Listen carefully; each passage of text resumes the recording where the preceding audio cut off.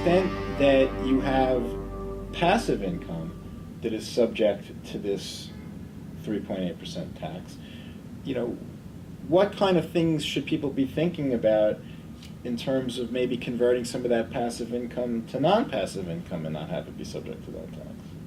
Well, like we were speaking about earlier with the trusts, you have some flexibility in terms of planning. If you satisfy the very technical provisions under the law to qualify yourself as either materially participating in a trade or business or as a real estate professional, you might be able to convert this income so that it's not subject to this 3.8% Medicare tax. And that doesn't just apply to trusts, that applies to individuals as well. Yeah, absolutely. But since it's such a vigorous test as to what you need to do to be able to avail yourself of that, you really need to look at how you're spending your time, how you document it, and do you satisfy all these technical requirements.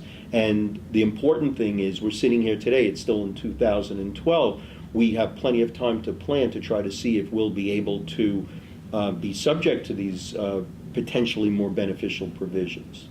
So I think the real estate professional concept is something that's worth exploring a little further.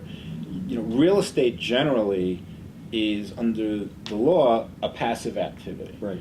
So people who have real estate interests are generally considered passive, and that passive real estate income is going to be subject to this additional 3.8% tax. Right. People who are real estate professionals are not subject to this additional 3.8% tax. And as Scott was saying, there are some very specific things you have to satisfy to be a real estate professional, and once you're a real estate professional, there are certain elections you can make to treat all your rental real estate as one activity, and if you materially participate in that one aggregated activity, the whole thing is non-passive.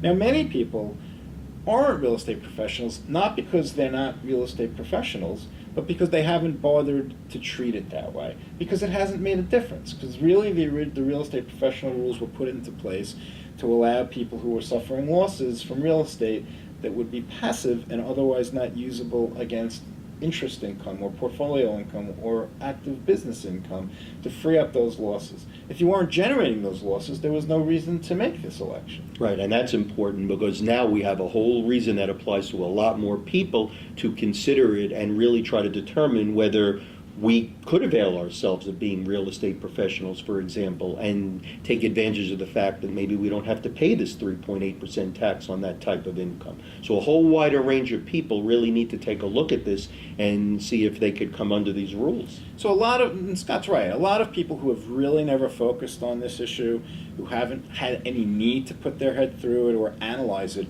are now going to have to sit down and think about this. And it gets pretty complicated because passive income and passive losses all get netted against each other.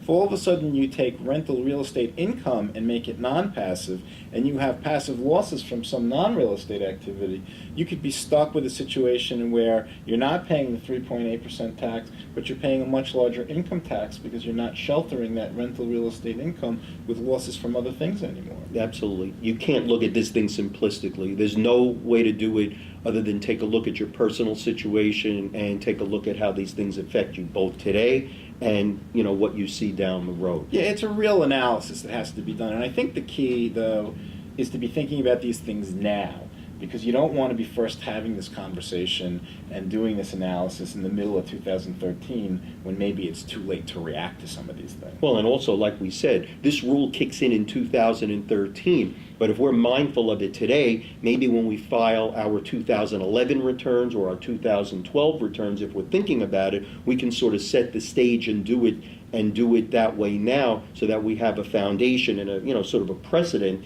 that we are real estate professionals, for example, and that will more naturally flow into 2013 when it'll really matter.